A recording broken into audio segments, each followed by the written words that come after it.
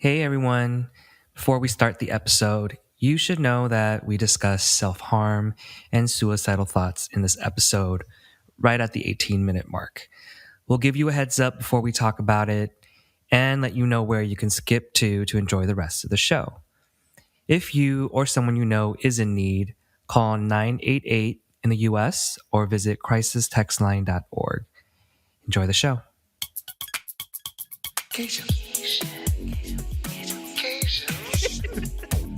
Literally Gasian.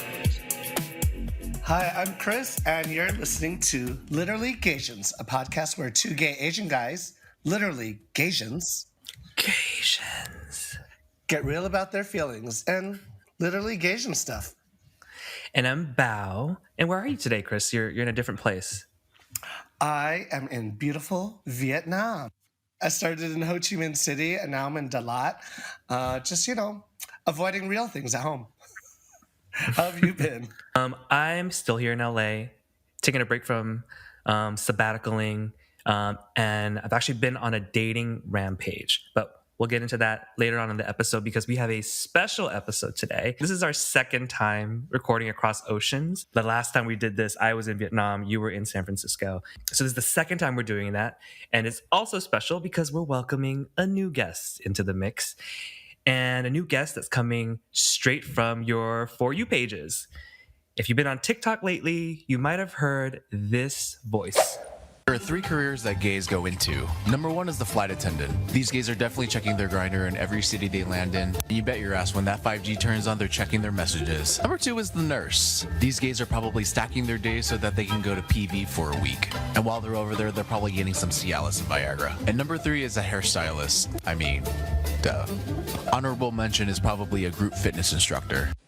He's amassed a huge following on TikTok for his cheeky listicles. They're fun, they're observational, and occasionally offensive, reading the gays. Occasionally, just occasionally. He's also our friend. Please welcome fellow Gaysian and TikTok sensation, Rob O. Hi, Rob. Hey, I don't know about a huge following, but thank you for that compliment. Well, it's wild to have you on the pod because I know we've been trying for a while. The schedule didn't work out, but we finally got this to happen while Donchas is actually in another continent. So how are you, and where actually are you joining us from today? I'm good. I just finished working out, and I'm joining from San Francisco. And if you don't like my videos, I'm joining you from Los Angeles. Shadiest bitch. So we know you. You're no stranger to us, but let everyone know how we all know each other. So I am dating one of your best friends, and Yes. we've been dating for about 5-6 years, and it's been such a great time. Sometimes, most of the time, and it's been a really great time knowing both of you. I think I've met both of you on different occasions, and I think, Bao, I thought you were very intimidating, and Chris, the exact opposite. Oh, I'm so friendly. I'm working on the intimidating part in therapy. I hope I'm not intimidating to you anymore. And we all love Eric. Actually, Eric, can we mention your name on this podcast? He's like, yeah, that's fine. So we all love Eric, but he doesn't want to take pictures with me. Oh, we can get into that. We can get into that. We can save it for later. So being friends for so long, we spent a lot of time kikiing, going to different festivals together, different parties, getting to know each other. And so we know definitely a different Rob than maybe people know from their For You pages or on their Instagram feeds. Maybe we can start there. The For You page. For people who may not know you, how would you describe your TikTok content? And why'd you start it? So, I actually started TikTok and making videos during the pandemic. And, I had little story times and they're a little racy. So I had to dial it back just a little bit. I got banned twice. So I was like, all right, we'll change the content just a little bit. And so I just randomly came up with this list. And I remember it was my very first one. And it was like 3 signs you're going through a gay is going through relationship issues. And I believe one of them was they're posting self-love quotes. The second one is they're posting a lot of gym selfies. And the third one is bleaching their hair. and I Wait, got the inspiration. Is that about us, Belle? No. Chris is sitting right there, Rob. I'm just kidding. And and it was just funny because I just go through my friends' stories, and I'm just like, I could make a video out of that, or that's funny. But it's also a self-read. It's never, a lot of my videos, I put a lot of myself into it, and it's never coming from a place of malice. It's always lighthearted because sometimes I'm one of those gays as well. And so, yeah, that's just kind of how it comes to mind. I just think of something, I look at people's stories, and I think about myself and laugh about it. We have a good that's laugh about fun. it too, because once in a while I'm like, that detail resonates with me. Is it pulled from me? Like, I forgot which one, but there are plenty of those, and so I feel seen by them, if not lightly read by them. As you should. I swear you did one about podcasters. It's like, oh, this bitch. Which one You was that know. one? It was like, oh, the 3 things that gays need to chill on. Oh yeah, Or like, to like, maybe chill, but it's fine, everyone's and then making he a tagged our podcast on it. There's room for everybody. Well, I think one of my favorite ones on that one was people get offended when you refer to them as someone's boyfriend, and then our friend commented, "Well, thanks, Eric's boyfriend." Wait, I have to know what were the 2 videos that got you banned?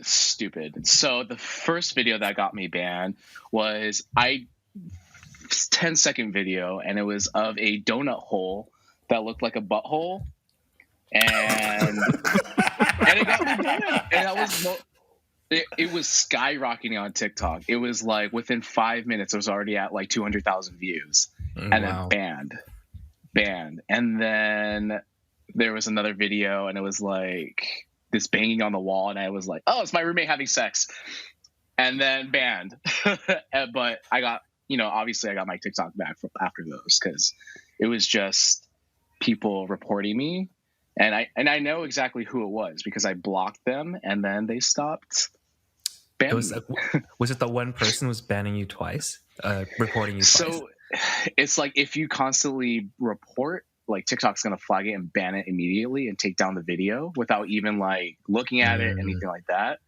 And so I remember there was this one commenter that was just calling me a whore and everything. I was like, okay, but I'm having fun, so that's all that matters. And he was just going in, and then I blocked him after like the double ban, and it stopped completely. And so I was like, all right, good to know. It was an Yeah. ex-boyfriend. I don't know. He was from Australia or something. No idea.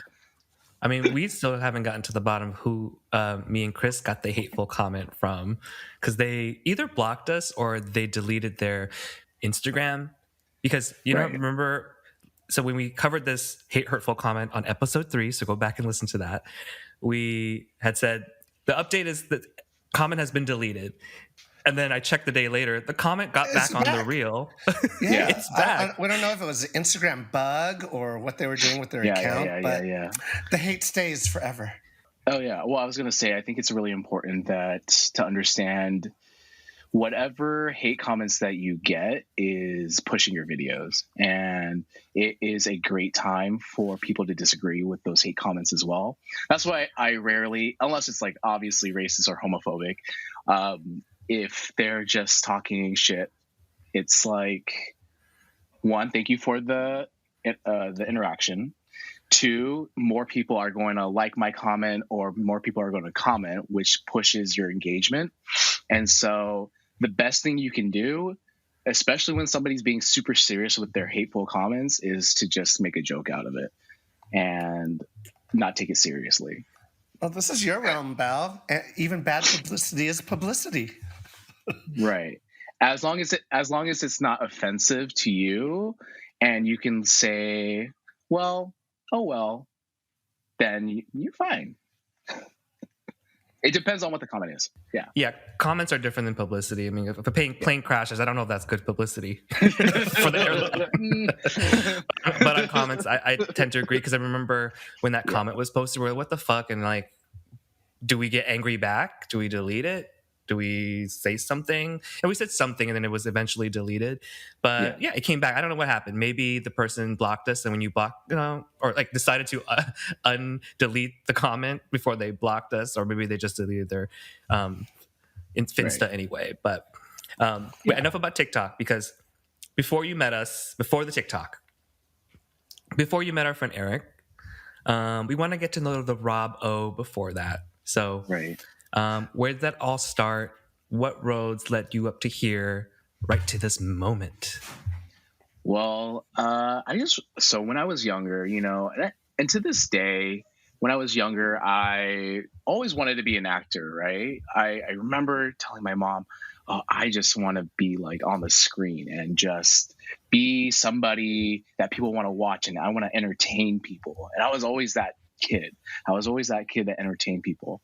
And I just remember and I believe I was like about 8 or 9, that my mom turned to me and said, I'll support you, but how many Asian people do you see on the screen? And I remember that was like word for word. That was something that very stuck with me. And I was like, you know what, you're right. Right. And then looking to now, it was kind of wild. So at the Oscars, we were watching the Oscars at a bar. And to see, everything everywhere all at once, win all those things, I was tearing up. I wasn't even that drunk yet. Aww. And it was really emotional for me, because it was like, wow, like if I got to see that when I was young, I think my roads would be a little bit different now. But, I don't hate where I am. I love education. I'm in education. I make videos, just for fun. And I still like to entertain people on my own. And I think, it's led me to a life that I do enjoy.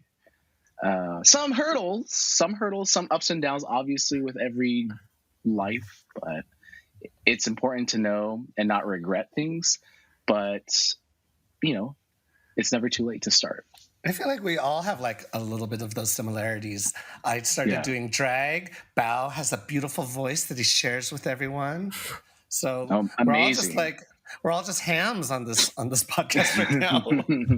Yeah, deeply opinionated gay men who like the spotlight, who don't shy away from a stage or a camera.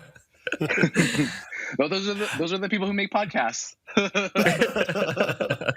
See, I came up with that one right there. For the listicle. Chris and I were both in theater in high school. We were both on national television, trying to make it at certain time. And I remember when I was like eliminated from American Idol, I was kind of like, first of all, completely traumatized. Is when you're 18 and you're like on TV and Simon just like digs into you, you don't have the mental capacity to deal with that. Or I didn't have the mental capacity to deal with that. And so I was just like, let's just not sing forever. There was no like Sam Smith, or there was no like Kim Petras out in the world, or even Arina Sawayama. Like there wasn't anyone out there. So like, there's no way this fat queer kid is ever going to make it in the industry. So I just decided to quit. And I feel the same way you feel, Rob. Like when I saw Ki Kwan win, or oh my God, when Ariana DeBose like fought back tears reading his name. I still keep watching that just to get a good cry in. And when Michelle Yeoh won, I was bawling, of course. Of course I was rooting for her. But I did feel like she literally went on every Instagram channel, YouTube channel, media interview to try to promote. She worked her ass off promoting herself to win that award. And at some point I found it a little bit obnoxious. But when she got up there to win, I did feel like the magnitude of the weight of that. And it just made me feel just completely seen. But I totally feel you on that, Rob. Like, I'm excited to see what the kids who are watching that are going to do in like 10 or 15 years. Make TikToks. Well, so that kind of leads into our next question, sort of related. What's the moment that you first felt Gaysian? I actually grew up in a very small town that did not have a huge Asian population. I actually checked in 2010, it was about 1% Asian. And I was like one of only 2 Asian kids. The other student was Indian. And it was horrible. I hated being Chinese. I hated being Korean. I hated being Asian, period. I didn't want to be different from anyone. I got bullied for it. And it was something that really, pushed me into like a deeper hole of, mental health stuff, mental health issues. And then I remember in high school, a lot of Asian people started moving into my town. And I was like, oh my God, what is pho? What is Vietnamese food? Oh my God. Like, I didn't have Vietnamese food until I was like 16, 17. Right. And it was just amazing. And then I had my first boyfriend at 18. He was Filipino. And I was like, I like Asians. and then that's kind of when I started really embracing who I was as an Asian person, was when I saw more people like me, not just gay, but also my friend group. Everybody was more accepting of me. I wasn't like the odd person out. And it was life-changing. It really changed my mindset. I would say high school. You felt that Asian identity. When did you come out? Like, how was that for you? I never really came out. I think people knew I was gay. I would dress up in dresses when I was young. I would literally watch Hocus Pocus constantly, and I knew all of Sarah Jessica Parker. Just kidding. I was watching all of Sarah Jessica Parker's like her lines. I knew all her lines. I pretended like I was one of the Spice Girls in Spice World. Like I had like a fan, and I like had confetti, and I acted like I was one of them, and would watch Spice World. And my mom was always so accepting of it. And actually, she came out to me. I was just in my room, and I remember I was on my laptop on Tumblr, and she comes into my room, and she's like, "Robin, I know you're gay. You're my son, and I love you." And then she literally walks out. I didn't even respond to it. And I was like, what just happened? And she was telling my friends that she wanted me to come out to her. She was like, I'm waiting for him. I'm like, you knew. And it's still a hard thing to do, even if you know that they're accepting. How old were you when that happened?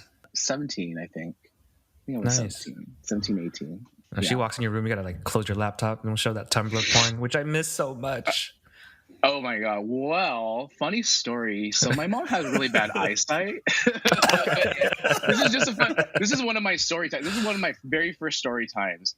And it's just such a funny story. So me and my ex were having sex at my mom's place. Pitch black, right? Literally.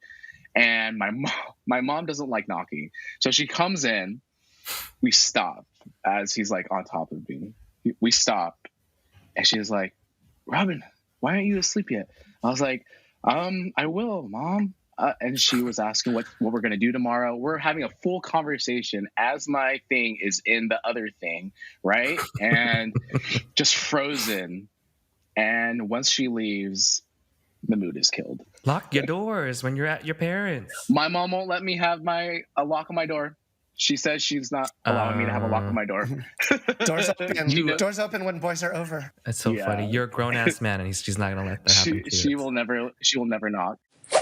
All right, we're about to talk about self-harm and suicide here, so you can jump to the 23-minute mark if you want to skip it. Well, and you mentioned the bullying in your childhood. This sounds like the date I had with this like 20-year-old this week, where he's like, not to draw, what's it called? Not to trauma drop on you. 25-year-old, sorry. Not to, what's it called? Oh, I forgot what he said. Trauma dump. Not to trauma dump on you. But anyway, going back to, you talked about the bullying in your childhood and how it's the basis of a lot of your mental health journey. And that's something Chris and I have been super vocal about in this podcast. Can you tell us a little bit more about that journey and how you're feeling now? Yeah, I mean, I started, my mental health was not great in childhood. I started drinking alcohol when I was 15, like pounding alcohol. And sure. I never like stopped. And it never got to the point to where it was a problem, because I get really bad hangovers, and it's just like, that's what stops me usually. Mm-hmm. And then, I used to self-harm a lot in high school. And I remember I was like, what's the big deal? Like, what's the big deal? Nobody cares. And I remember when my mom found out, she came into my room. I think a counselor told her, and, she's like crying and crying. And I just didn't understand why. Like at that moment, I remember feeling like, why are you crying? Like, it's not that serious, But looking back at it, it's like you don't want to hear that your child wants to kill themselves and is not happy, and all this is happening behind their back, right? And then fast forward to this day, it's just like a constant thing for me. I'm a very high anxiety person, and I have depression bouts that come up and down. But I think this past summer in 2022, I was in one for about 6 months. So every day I would wake up, I just felt like shit, and I got to the point to where I didn't know if I wanted to live anymore. Just a passing thought, right? And then so that's when I decided to go see a doctor and a therapist, and then they put me on antidepressants, went to therapy, and it was like one of the best things that I think could have happened, because I don't think I've ever really been on antidepressants or therapy. And I was like, wow, I feel fabulous. I feel fantastic. Where has this been all my life? So this was the first time you started going to therapy? Yeah. And it was difficult to talk about the things. It's just very heavy, but it felt like somebody wasn't judging me and giving me actionable advice of what you can do and changing your mindset rather than just listening. They were giving you things that you could do. Yeah. I know it's very difficult to talk about, so thank you for sharing that. I mean, I totally relate to that. Isn't it funny how, like, even if you felt depression before, when it comes back, you can't recognize that it's coming back. I just think that's funny, because that's what happened to me. Like, I think the first time I really felt like super depressed, where it was like 1 minute I'm fine, another, like, something happens in my brain, like something feels really different. Like I'm just driving, I'm in a car wash, and suddenly I'm just like, wait, I feel this feeling of doom. And that happened during the pandemic, like in 2020.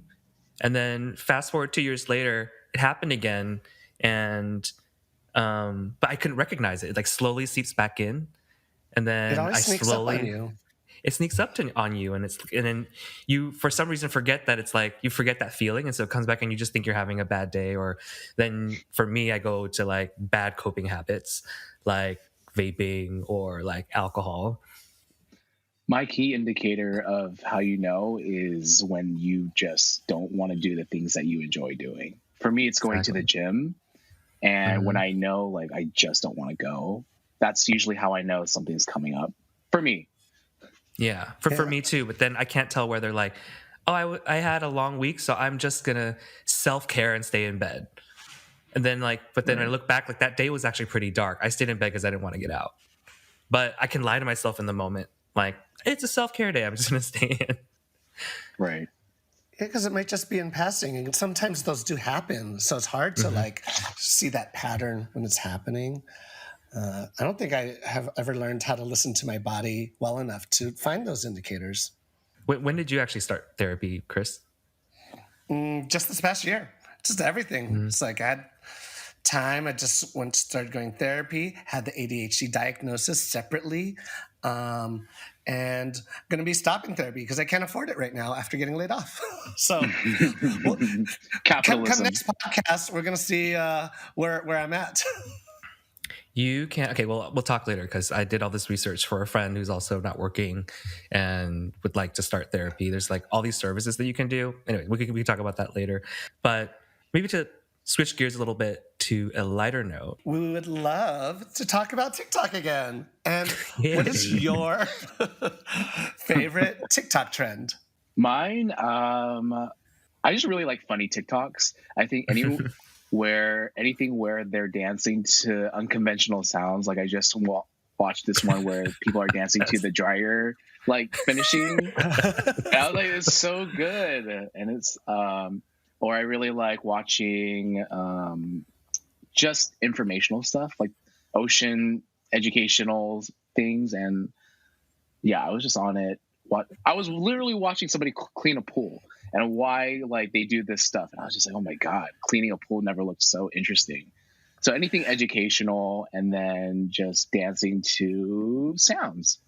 Yeah. I know that there's a lot of TikTok haters out there, and I was one of them. And then I had nothing better to do, like in the middle of lockdown. So I just like, download this app. And I got sucked in. And I just remember because it was during lockdown when it was like just proliferating.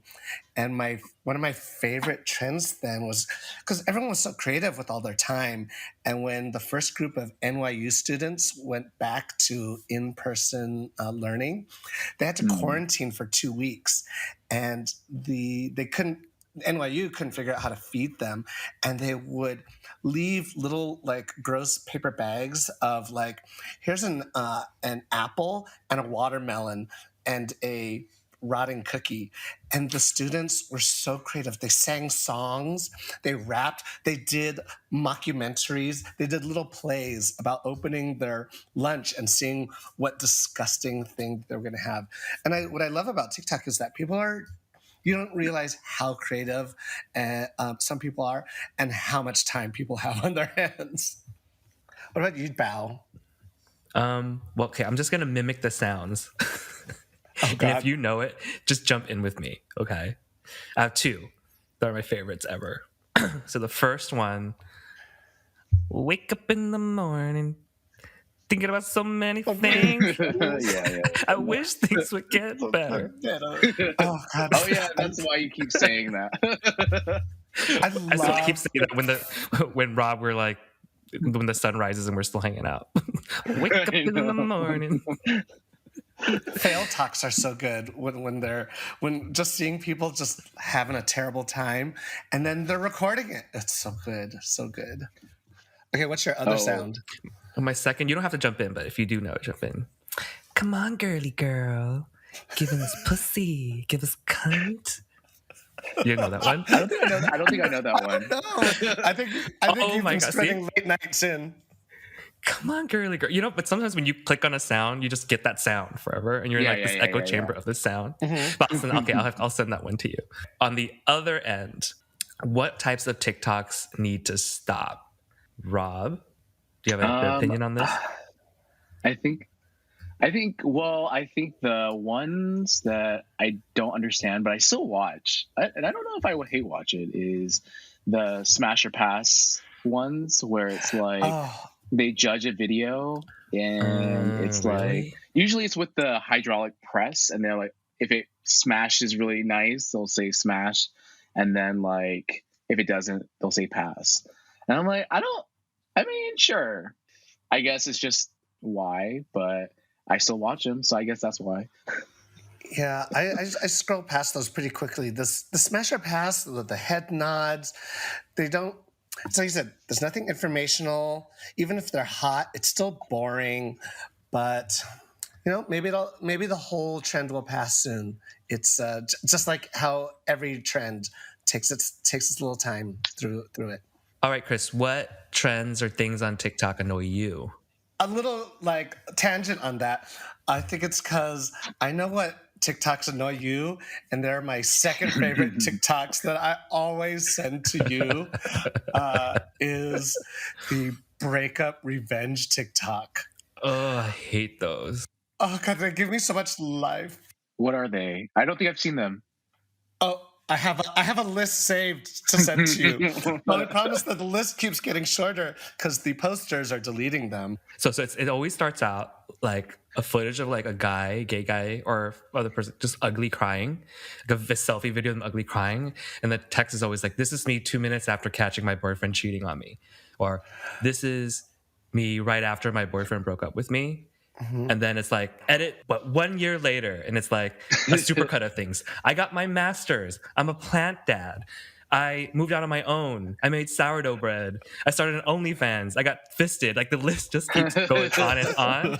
And always to like some basic ass track, like I am titanium or something like the EDM remix. It's just so cringe. But don't you love finding those and sending those to me? Yeah, and what's sad is that you don't like seeing people succeed. I mean, it's not that. I mean, I can get into it. It's like I used to live for these, and don't you used to live for them too? Because like, damn, of all the ways you choose to heal your trauma, you chose this. Like, this is the venue that's gonna make you feel better. Like, first of all, what is your intent, girl? Like, obviously, this is a public post. You want your ex to see this, even if he doesn't, like his friends are going to send it to you. So the purpose of this is just for you to flex in front of your ex. But like, in the veil of like you trying to be being vulnerable online, that being brave or something like that. And you're a grown ass man. You're in your 20s, in your 30s. Like, why are you acting like this is some like 13 Reasons Why like shit? So I used to live for the juiciness because it's really fun to send it to your friends and like, oh my God, this is so cringe, and just like gossip and LOL a little bit. But for me, the keyword is like used to, because like recently, it didn't happen on TikTok, but it happened somewhere else. Like a friend of mine, his ex posted pretty publicly about the breakup, like a breakup revenge post, you know, Right. and I had to think. kind of, yeah, I think you know what I'm talking about. But yeah, I think the turning point also was when you finally see one, you're like, oh, that's my friend. That's when it really kind of hit hard.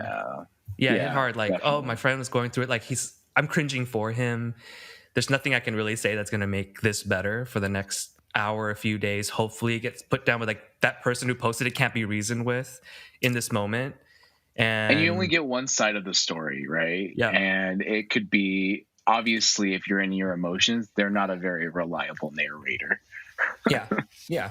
Not a reliable narrator. So I don't live for them as much anymore, because now I start thinking about the person on the other side. Right.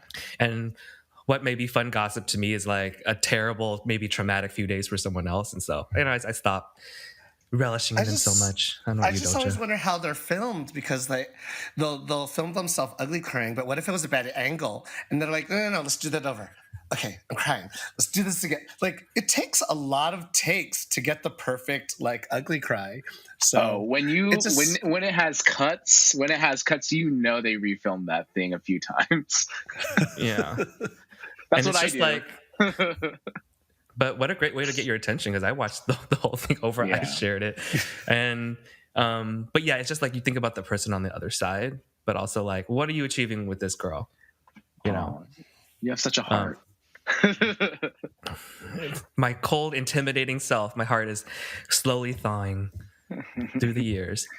It's the climate crisis. Yeah.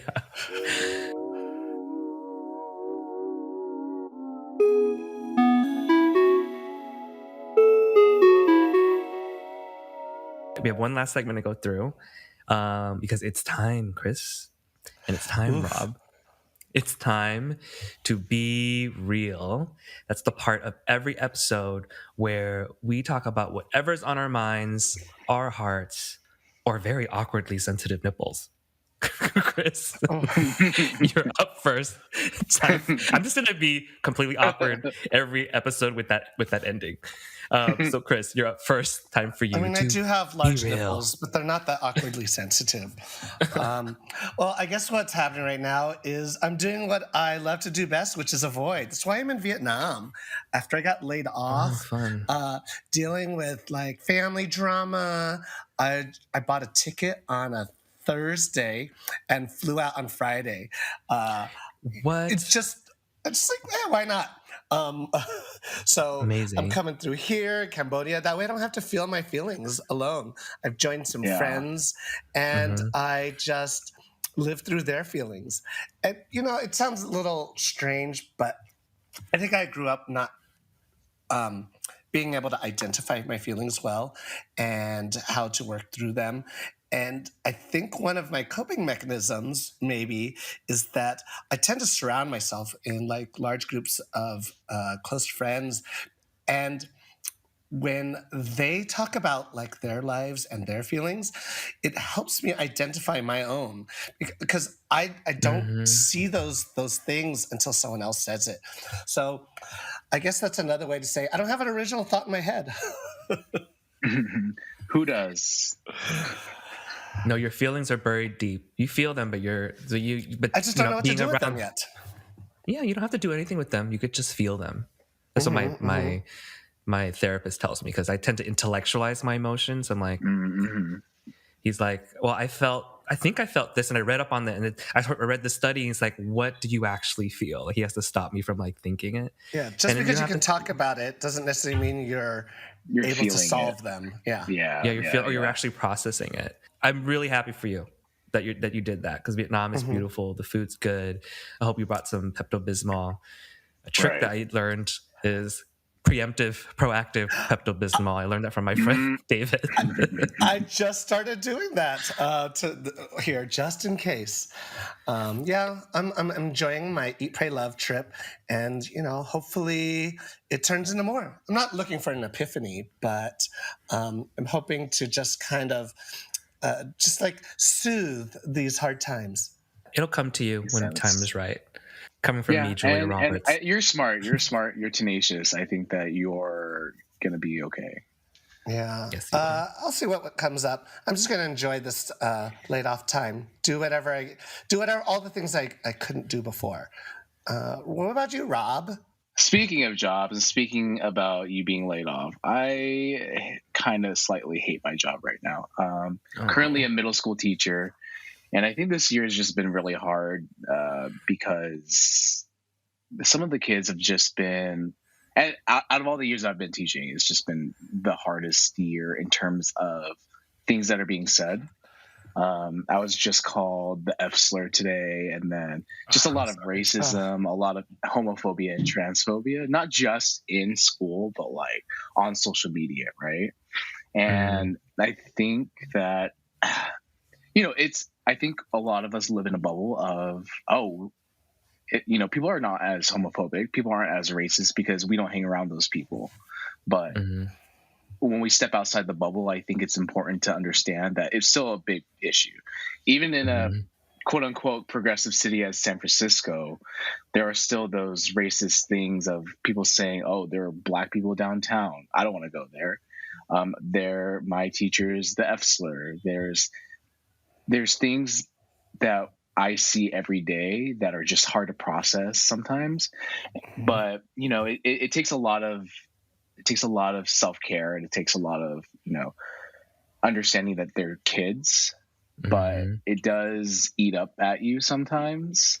And I'm not going to say we get paid like shit, but we should get more money, considering that we're one of the most expensive cities to live in like the United States, and we actually make less money than all the surrounding districts around us. I didn't know that. And so it's hard. I will definitely take in more of those insults and slurs if I made at least six figures. I think everyone except Republicans can agree that teachers should be paid a lot more, like everywhere. It's just such a strange thing that we Americans do. I think the issue is like, where's the money going to come from? We can say, and we can say Republicans, Democrats, whatever. We can say they want more money. We want more money for them until it comes to increasing property taxes. And then, or it's like the affordable housing. Maybe not near my neighborhood, right? And it's just like, that's the question that always gets people is, where's that money going to come from? And when they find out it's going to come from them, they don't want to support it. Yeah, there's a huge strike going on in LA right now, the LAUSD. Not the teachers are supporting it, but it was more for the other employees down who work at the school. So I passed by the protest, the big march that was going on, and so 25. They make 25,000. They make 25,000 annually, and they're asking for a 30% raise. And I think it's important to understand, like 30% sounds like a lot, but 25,000 a year to live in LA. Yeah. At that point, those people don't live in LA. Yeah, they don't live in LA. They travel a long time to work where they work, or they're living in probably conditions that wouldn't be comfortable to us. So I'm sorry you're going through that. How do you, like, in that moment? I'm always curious because I cannot take conflict well. How do you diffuse like a situation like that? Because you have to like also balance children. The children, but you have to balance what's like best for the class. I don't know. Well, this incident happened in the hallway, but like if it happens in the class, I usually stop the class and we talk about it. It's never. I really don't try to come from it from an aggressive stance of, oh, you can't say that. You can't say that that's racist, or you can't say that that's homophobic. We just had a meeting, and it's like, explore it, elaborate, ask them questions like, did you mean to be racist? Did you mean to say that? Well, do you know like the history behind that? Or do you know? And then I usually show them real life examples of companies and people who have gotten in trouble, where it leads things, right? Words are the beginning of a lot of things. Words are the gateway to violence. And I think they don't understand that. And I don't think they understand the context of what they're saying. And in the real world, you'll get hurt. and it's our jobs as educators, regardless of how I feel, regardless of what my identity is, to educate them, because they would feel safe with me rather than somebody else hurting them. They'll feel safe with me educating them, being patient with them. And I think that's the hardest part, is just you have to understand that it's a teachable moment, and not to react with what you would react with in the real world, where somebody says something racist to you, you say, fuck you. I like the constructive portion of it. Yeah, it's amazing. You have to teach these kids and keep them on track, take vile comments from them, and then respond with a teachable moment versus reacting. So you should be definitely paid more. So let's tax the rich and pay teachers a better wage, and hopefully you'll strike soon and they'll also, I have to say that a rumor that's going around about me is that I have an OnlyFans, which is hilarious to me, because I'm just like, one, I don't know if that's an insult or not. Like, I think they think I'm hot, and I hope I don't want them even thinking that, right? And two, it's not true. And three, why? How is that? Where did that come from? Like, I don't think I've ever mentioned like OnlyFans on my anything. So everyone, you heard it here first. Rob O has responded to allegations that he has an OnlyFans, and he has completely categorically denied it. Denied. Done. For now. For now. I don't know. If we don't get that raise, we'll see. I mean, my friends make a lot on that. I know. They make so much money on that. My Be Real. So I said I'm on a dating rampage, and that's because of two things. So the first is I also have a really important announcement to make. And I hope you're ready. I'm excited to announce that I'm no longer fucking with guys with boyfriends. That's no. It's over. I feel like the choices are very low. Everyone I've met has a boyfriend. What brought this on? What changed? I am setting attention to look for a boyfriend, a singular boyfriend. Right. So if you think about it, if I'm looking for a boyfriend, why would I continue to spend all this time fucking and crushing on guys with boyfriends, which is a pattern that I realized that I have. Like it's like saying I want orange chicken and then going to the mall, but keep going to Sbarro to look for it. Like, so why do I keep doing this? And and I keep doing it. Like, I keep meeting guys on Grindr, meeting guys on Tinder. Sometimes on Tinder and Hinge now, there's people like, I have a boyfriend, but I'm still on here trying to like make new connections or something. I keep going to Sbarro looking for orange chicken. And why do I keep doing this? Well, if you ask my therapist, which I did this week, he thinks I have something called like a love addiction to guys who are unavailable. That is a lot to break down there, probably for another episode. I mean, we're gonna back. I don't even know. I barely just Googled it, but apparently I have that, and that just made me have this huge realization that like I really don't have to fuck with guys with boyfriends any longer, even if I've made some story about why I should, which I always do. Like, no, like I know he has a boyfriend, but like he and I really connect, and I really feel safe with him. I make all these stories. Like I really haven't found anyone single who makes me feel that way. And I've done this quite a few times. And Chris, you know this because you've been my friends with me for a long time. I've known like some of the guys that I've been connected with that like always turned out bad for me. So that's the announcement I'm making. I'm no longer fucking with guys with boyfriends. I was probably crushed too hard or something like that. But maybe after this weekend, because I did promise this couple that would hang out with them. How long was this going to last? I'll start after next week. Maybe after Coachella. after Coachella. After Pride. We'll start in 2024. New year, new you. We'll start in 2024, exactly. Maybe you need a dog. But I do think maybe I need a dog. So thanks for that, Rob. So my second point on this like dating rampage, because of that, I realized like, oh, I actually keep making the choice to crush after these guys. I mean, sure, there's some things there that they're happening, like this love addiction or trauma or whatever. But I've also put up all these like criteria or like barriers to why I won't date someone else who might be single. And so I'm trying to relax some of those criterias. Not like I'm settling, but like, because it just happened accidentally, for example. Like one of my criterias used to be, I won't date anyone under 32, 30 if we're stretching it. And I just happened to like meet some guys in person and find out later, you know, have you met someone on Instagram once? Or met someone and they like give you their Instagram? And then you're at a club or something, and you come back home the next day, you're chatting, and you look on their Instagram, and you like go back a couple, like just maybe one or two screens, one or two pages, and there's like their college graduation. You're like, oh, this person's young. So that happened with me with like two guys where we just met at like Switch at Mickey's or something, and then later I was like, oh, this guy just had his birthday and he turned 24. Oh. And but I already agreed to go on a date, so I went anyway on these dates with these guys, and I had a great time.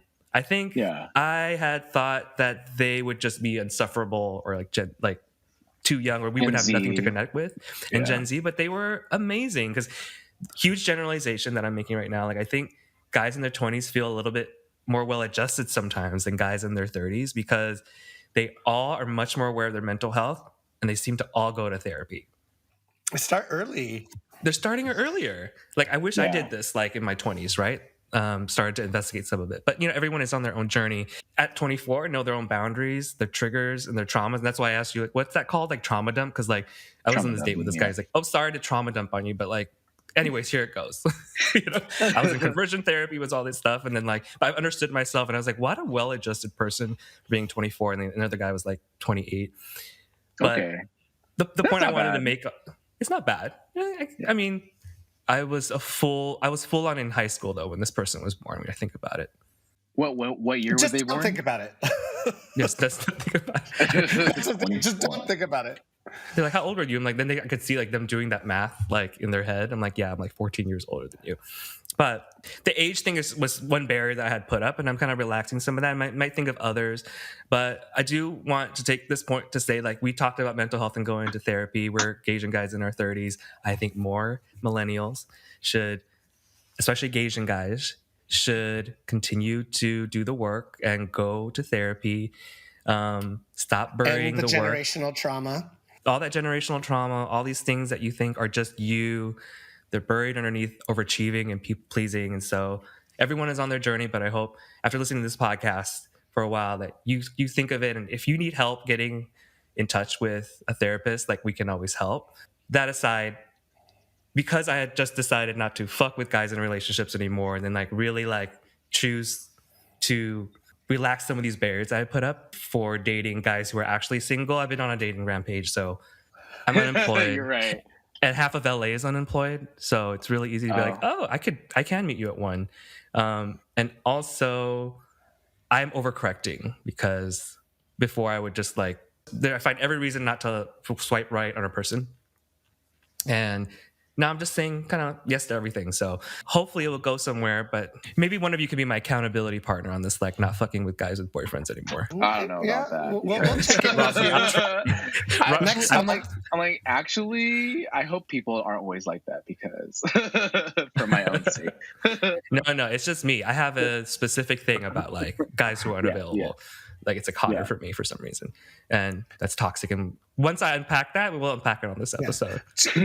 Once you figure out how to stop falling in love with them, it'll be fine. Yeah. My therapist sent me a book, so I'm gonna read it, and I'll be all healed. It'll be fine. Done. Okay, on that note, it's time to end this thing. Thank you so much, Rob, for being on with us tonight and being very open about everything that you've gone through and bringing the laughs, bringing the fun. Yeah, thank you for having me. I appreciate it. You can follow us at Literally Gasians on TikTok and Instagram, and me at Bowser with a Z. And where can they follow you, Rob? Rob.o on Instagram, just like that. And then on TikTok, Rob.o, but the O's are zeros. Thank you. And Chris, how about you? Meet me south of market.gif on Instagram. And another plug. if you're listening and need advice on anything or have any questions for us, we want to address them on the podcast. So just go to Literally Gasians and DM us on Instagram and TikTok. And like everything, everywhere, all at once, I have to do laundry and taxes. And we'll be back next week with another episode. Bye. Bye. See you later. Mwah. Yeah.